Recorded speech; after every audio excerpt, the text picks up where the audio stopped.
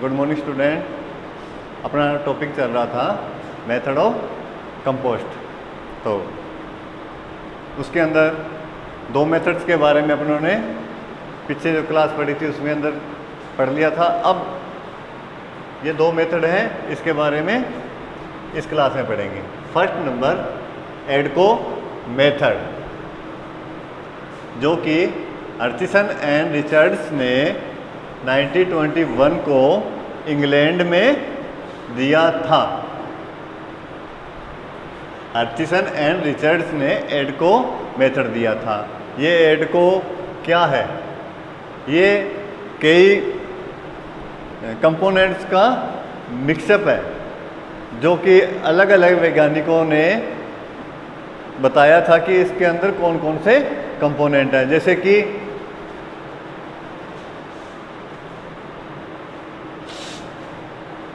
पाउलर ने बताया था कि एडको पाउडर के अंदर अमोनियम फॉस्फेट एंड साइनामाइड और यूरिया, ये तीन कंपोनेंट पाए जाते हैं।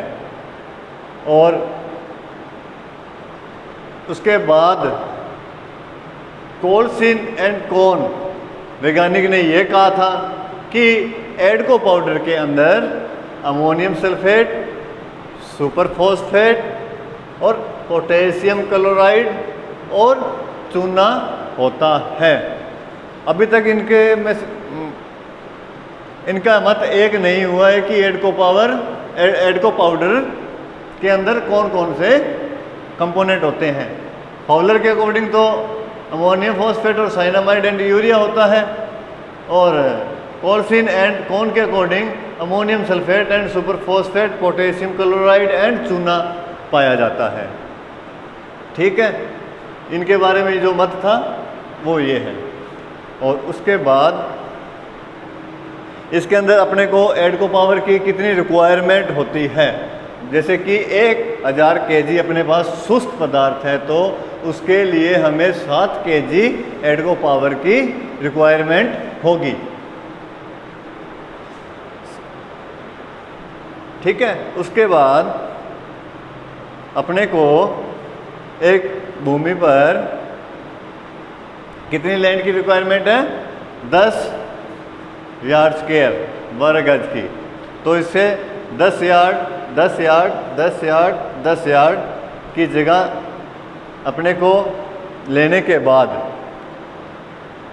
उसके अंदर सबसे पहले जो नीचे की लेयर होगी वो 1 फीट ऑर्गेनिक मटेरियल की बिछाते हैं। सबसे नीचे की जो 1 फीट की लेयर होगी वो हम सबसे पहले ऑर्गेनिक मटेरियल की बिछाते हैं। उसके बाद आवश्यकता अनुसार एडको पाउडर उसके ऊपर बिछाते हैं।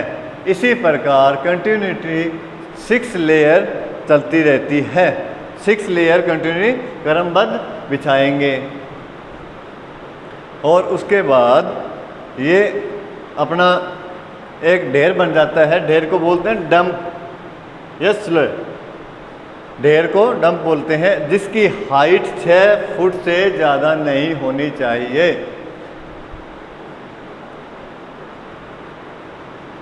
लगभग अपने को ये ध्यान रखना है कि 6 फीट हाइट तक रख देंगे। जितनी लेयर बिछे 6 फीट तक उतनी ही बिछाएं, और 6 फीट तक हाइट पहुंचने के बाद हमें लेयर को रोक देना चाहिए। ठीक है, आफ्टर 4 से 6 मंथ अपनी कंपोस्ट तैयार हो जाती है। अगर इसके अंदर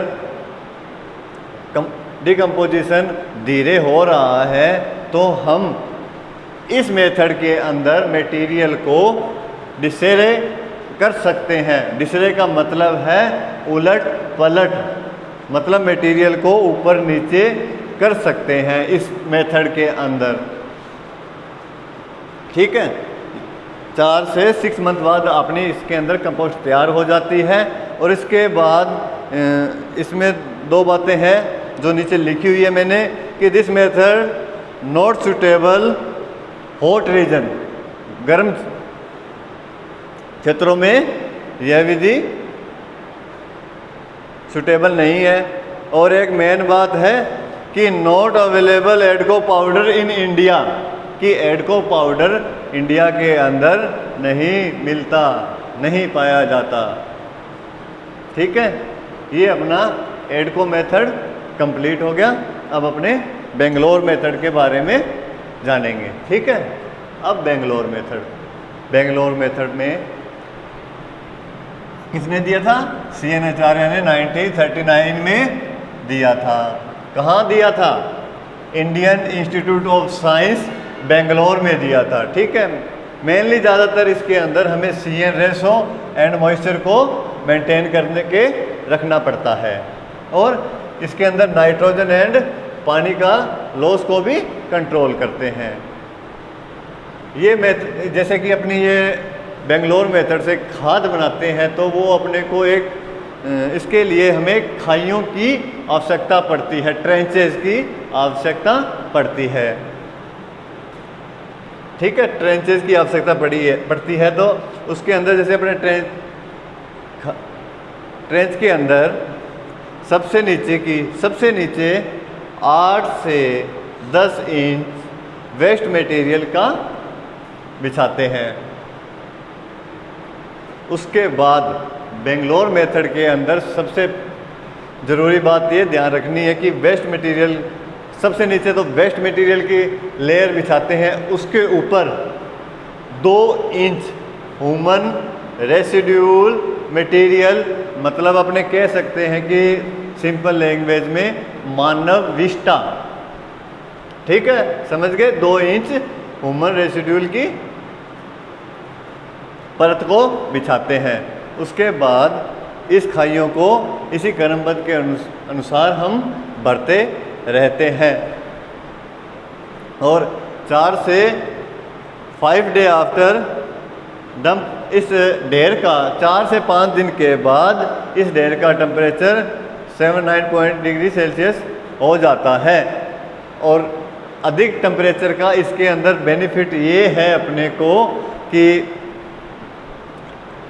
एक तो अपने को जो वेस्ट मटेरियल था उसका डिकम्पोजिशन जल्दी से होगा अधिक टेम्परेचर के कारण, और दूसरा नेक्स्ट बेनिफिट ये है कि जो भी हार्मफुल बैक्टीरिया पाए जाते हैं वो मर जाते हैं। और यह बेंगलोर मेथड हमारा 4 मंथ बाद तैयार हो जाता है। तो अपनों ने एडको मेथड और बेंगलोर मेथड दोनों के बारे में अध्ययन कर लिया है। नेक्स्ट क्लास बाद में पढ़ेंगे। Thank you.